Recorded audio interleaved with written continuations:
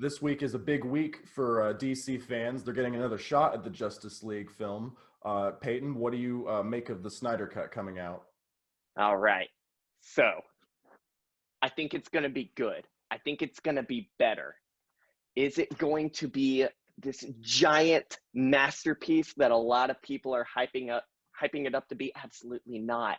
I don't think it's going to be this Hail Mary, like, oh, he saved the DC universe.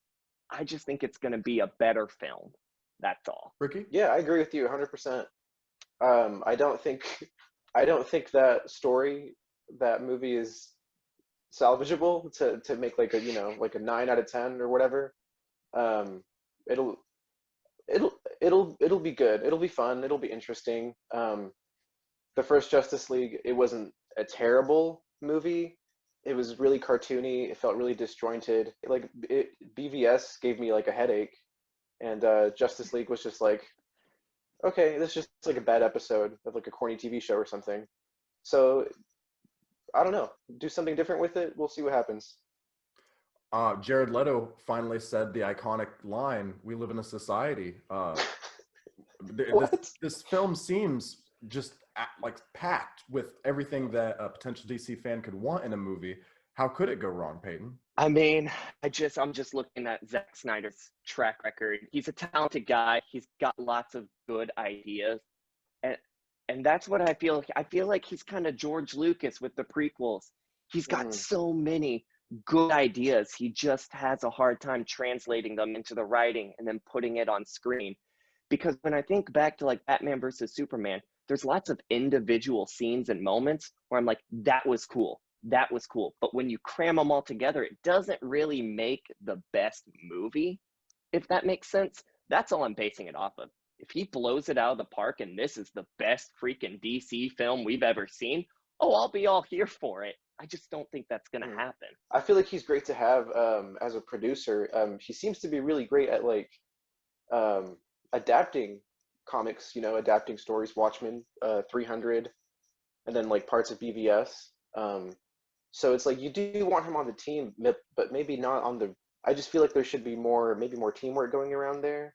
You know what I'm saying? Yeah, well, that's it seems to be the approach of the DC universe going forward. Instead of having one person's vision, Zack Snyder's vision, be how everything is based going forward, they're allowing different directors to come on and try different things. Obviously, giving Patty Jenkins a lot more importance behind the scenes and whatnot. And Peyton, you mentioned earlier that this could be a great success. It could be a great failure. But what if it is very good? Are the executives at Warner Brothers going to leave this, Ben Affleck Batman, Henry Cavill Superman, completely behind, even if this is really successful?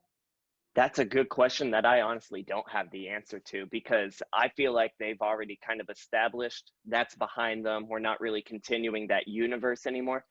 But it would be interesting to see, what if this film was like some big breakthrough success and fans wanted this universe to continue? Would they go reach back to like Ben Affleck, Henry Cavill, and say like, hey, can we keep this going?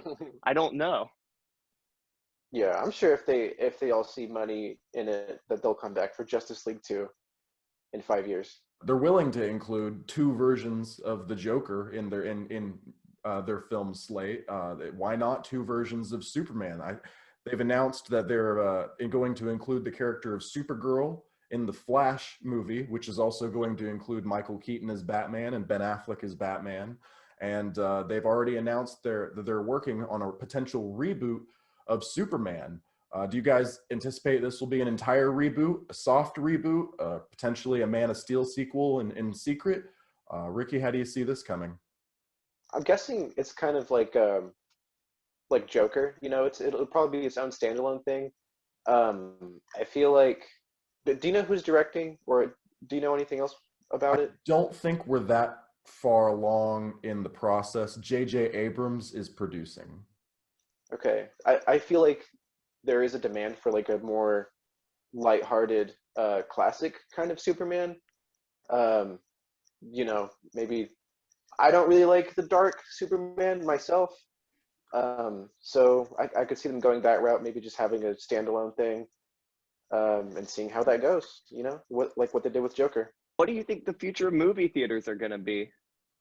I really think that this could be the final nail in the coffin for at least the widespread use of movie theaters. They could go the way of vinyl, but with HBO Max doing what they're doing, and Netflix on the rise, Disney Plus as well, I think that it's just gonna again, go the way of vinyl. Yeah, it's I definitely agree. gonna cut audiences, like, I don't know about in half, but it'll definitely reduce audiences, once all the theaters like even open up again all the way. Um, They've got to, right? I mean, I mean, I won't be going as much now that I have all these. I'm gonna have HBO Max, and there's gonna be options. well, that's the thing with Mhm. even if movie theaters are going to be opening in the summer and everybody's going to be fully vaccinated, HBO Max has announced that I can watch any Warner Brothers movie I want through Christmas. I can watch Dune, or I Yeah, think Dune still comes out this year, maybe. I think so. I can watch it fingers crossed. for free if I have HBO Max, and I have my mom's HBO Max right here, so why not? Exactly. Peyton Grufick, Ricky Salcedo, thank you guys so much for joining me today, and I'll hope to see you soon.